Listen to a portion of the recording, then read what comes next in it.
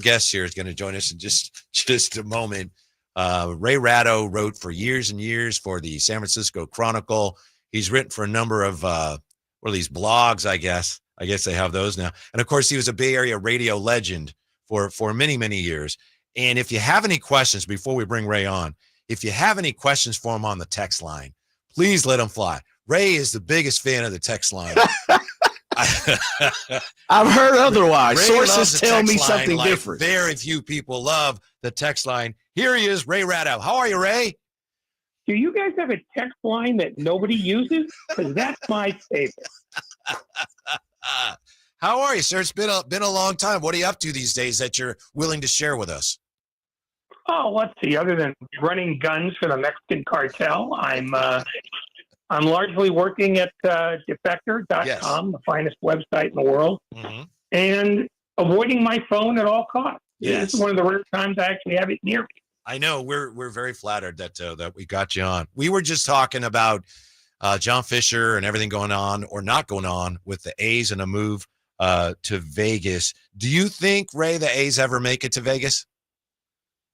I'm skeptical because I still haven't seen a hole in the ground. I mean, you're not building anything till you start putting pieces of wood together and nailing them. And I haven't seen any of that yet.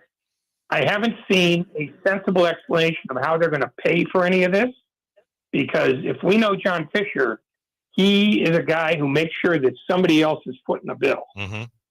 And the other thing is, I think that at some point the economy is going to just kick him right in the butt. Mm-hmm. And just say, you know what? Government money ain't there anymore. I mean, I know they're on the hook for 350, but I refuse to believe that Fisher's going to come up with the other 1.65 billion or whatever it is. He's going to go back to the state legislature, and I have a feeling that state legislature is going to tell him to fly a kite. So I would say, Vegas loves to build stuff. So I'd say it's about 2-1 against right now. Ooh, yeah, it's good. crumbling. Yeah, that's Jay, what I'm it's talking crumbling. about. Come on, baby. Yeah. Ray, let me follow that up with the form of this, because this is a conversation that we've consistently had throughout this whole movement of the A's. Where's the blame lie for the San Francisco Giants organization and what happened with the A's, or what is happening with the A's? I say remarkably little, because if Fisher and the previous owners like Steve Schott like that had spent any time trying to cozy favor with the other owners, which is what you have to do if you want to get something this momentous done. Whatever the Giants wanted wasn't going to matter. But you have to make the case yourself. You can't wait for Bud Selig to do it for you or Jerry Reinsdorf to do it for you. And as an organization, the Giants do not have that kind of clout in the commissioner's office because they don't have the most money. So this, to me, is all about A's ownership failing to do the simple due diligence required when you want people to do you a favor. You have to come up with 3 favors you're willing to do them. And they never even tried to canvass the other owners. They just, they'll just do it for us because we're pretty. And I mean, you've seen Fisher. Judge for yourself. Ray Ratto with this. And Ray, as you know very well, baseball has kind of been over backwards trying to accommodate some of John Fisher's quote unquote vision. They waived a relocation fee many, many years ago. How come the owners, it seems like they have never pushed back on Fisher's mismanagement of this A's location situation? They've been basically letting him do whatever he wants to do, or so it seems. Why is that the case? Because owners want to be able to say when their turn comes that, hey, you guys took care of Fisher. And when we say took care of Fisher, they haven't gotten in the way of this, because largely this is not a move that makes a lot of sense, because you're moving to basically a suburb of hell. It's going to be 110 every day. Yeah. Secondly, there is no indication from anybody I know who lives in Vegas that there is a hue and cry for a baseball team. So, there's the minute they get there, people are going to go, why would I do that? I mean, the majority of Raider crowds is people from out of town. And nobody's going to fly in from Pittsburgh for a Tuesday, Wednesday, Thursday series to see the Pirates. I mean, the math just doesn't work that way. Right. But they don't want to be told when when their own mismanagement comes to bite them in the butt that, well, no, we're not going to help you. They take care of themselves first. It's not really about the health of the baseball team. They want to be able to have their own stock voted for when their time comes. It's just tactics. Joined by the legendary Bay Area sports figure Ray Ratto. Ray, I'm switching the gears here a little bit as we're in a stalemate up here in Sacramento, and it seems like with Joe Lacob and Mike Dunleavy and the Golden State Warriors, what's your take on just the whole, on the outside looking in and maybe the inside looking out, on just this whole movement with the Warriors and what they're doing with Jonathan Kuminga? I think they want to keep Kuminga.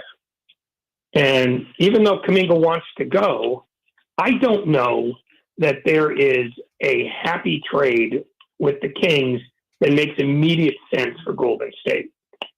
I think they view this as, we're going to have Kuminga for one more year, and we'd rather have him than not, unless the Kings come up with a package that overwhelms us.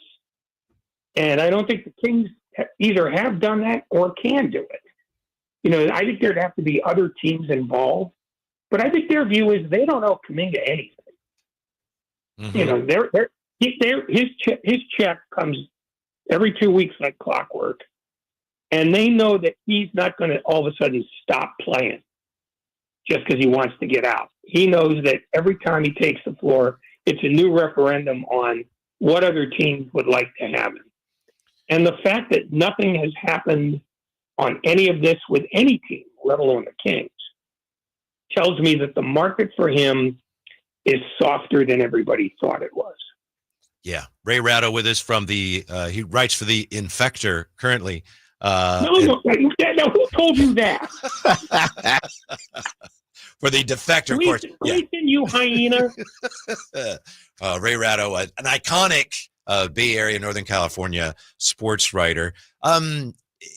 Is there a split there? Is Steve Kerr like, I can't play this guy? He doesn't fit what we want to do, and he's not good at the things that we need him to do, and he's not interested in getting better at it. And then Lacob's like, no, this is our 2-timeline guy. He's our future. He could still be a superstar. Are the Warriors split just internally on how valuable he is to them? Kuminga, no. That is? Yeah, no?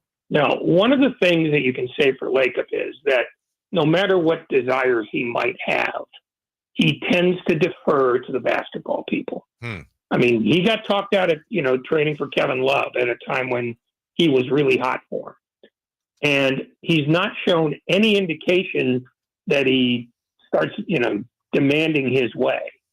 So I think they're all of one mind about him, which is overwhelm us with a deal. Mm-hmm. And there is not an indication that there's a deal that's happening out there. I think they believe in the end that Kuminga may be disgruntled, but he won't be a guy who pouts and doesn't try because that only hurts his value. Yes. So I think they're willing, if need be, to keep him another year and then lose him for nothing if they have to, because their window with Curry and Green is closing, and Butler too. I should include him. It's not going to stay open very much longer. So I think they're viewing having Kuminga as a huge roll of the dice unless somebody wants to pave their future for him. And so far, I haven't seen that that's happening. That's interesting because I worked at a station with Ray, and I was part-time, and he was full-time, but I got to work with him some. And that whole thing of management thought that he wouldn't pout and he would try. That's what they thought about Ray, but they were wrong. He did pout, and he really didn't give a damn. Is that accurate, Ray? No, it's not accurate, and I hate you more. In fact, if you can take Whitey out into the hallway and beat him for about 40 minutes, I'd be eternally indebted to you. No, I don't think he has pouted. When he's played hard. Yeah. What he doesn't do or can't do is do what they really wanted to do, which is play without the ball, which is be a little bit of a hybrid between the big guys they used to have, like Bogut, JaVale McGee, people like that, who set screens, rim protect, the grunt work. Jay, and did you know? he's got more game, but he doesn't want to do any grunt work. He wants to be the center of attention. Did you know? And the truth is, not on this team, not with these guys. Yeah, pardon me, Ray, but did you know, Jay? Ray has been a basketball college, I think, official. So I mean, he He know the game, right? Yes, he does. Yeah, inside and out, not outside to in. Right. Come on now. What's your what's your call for traveling? Do you hop, skip, and a jump, or you stay stable? And how's your travel call? Well, given that I refereed a long time ago and I'm less mobile, I'd probably do it from a deck chair now. Yeah. Ray, and I know we've been all over the place with you. Can I ask you a football question, NFL I'm going to follow it up too. Okay. Yeah. I wanted to ask you about, this whole NFL, ESPN, whatever it is. And the NFL, of course, and ESPN say, this is great for fans. You've got ESPN now is taking over NFL media. Is there anything about this that you can see that is actually good for fans? It's fine for fans right up to the point where they start billing you. Yeah. Because nothing's going to be cheaper. And in fact, it's going to be more expensive. It's going to get to the point, I think, where a lot of people who cut the cord, if they want to be, if they want to watch a fair amount of sports, they might have to call the cable people and reattach. Because I don't know how many streaming services you feel like subscribing to, but I think we're close to about it being equal as expensive to have cable as not have cable, and this deal only makes it worse. The real impact, though, I think, is that when you see what's supposed to be a news report on something regarding the NFL, you have to view it with even more suspicion than usual, because there is no network that has a property with which they have a deal that ever looks hard at the property. Right. They tend to shy away from it, and it's not the reporters who do that. It's the assignment desks, and it's the editors, and it's the bosses. If there is a story about, we'll just take a recent one, owners colluding to try to get rid of guaranteed money, that doesn't see the light of day. Right. If it's an ESPN story, somebody else is going to have to do it, because ESPN is going to avoid it if at all possible. It's interesting that the work that they did do on it, and Kalen Kaler and Don Van Natten were sensational on it, that happened before this deal got done. Yeah. And even at that, it turned not into a collusion story, but a story about how creepy and corrupt the union was, which is not, bad news for the owners at all. So I think basically, if you're still holding out hope that ESPN is going to put the journalism first when it comes to the NFL or the NBA, or really the NHL, because they have that property too, you should abandon that. You should hope that somebody else has reporters that they're willing to pay to get that done, because the collusion story was, that was Pablo Torre and Meadowlark. It wasn't ESPN. ESPN came along later and did a lot of good work on the back end, but that story didn't get broken by then.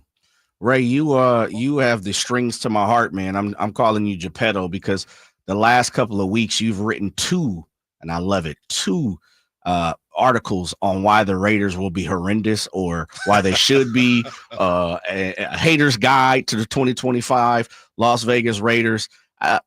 Obviously, it doesn't sound like you're too high on the Raiders, and I'm all for it. What's your take on Pete Carroll's led Raiders here? I'll be honest with you. The Carroll's hiring makes some sense to me, because I think the first thing they need to do to start to figure out how to be taken seriously is to start operating, from a positive standpoint, like, hey, you're a Raider, you should be happy about that. Because most people who are Raiders now don't have a choice. And, it shows in the performances. I mean, there has been no fan base that has been more badly served than this operation. And I don't know if they deserve a good team, but it's about time that they got one that showed that they knew how to make one. And, Pete Carroll doesn't have to lift tractor motors. He might be 73, but he's still a guy who, sends out positive vibes. Yeah. And it's going to be like 3 years before they're any good either way. Mm-hmm. They've tried every other coach. They just haven't tried one that says, hey, I can make you happy to be here. Because I think that's the first thing that has to happen. I mean, they have to get a serious attitude adjustment.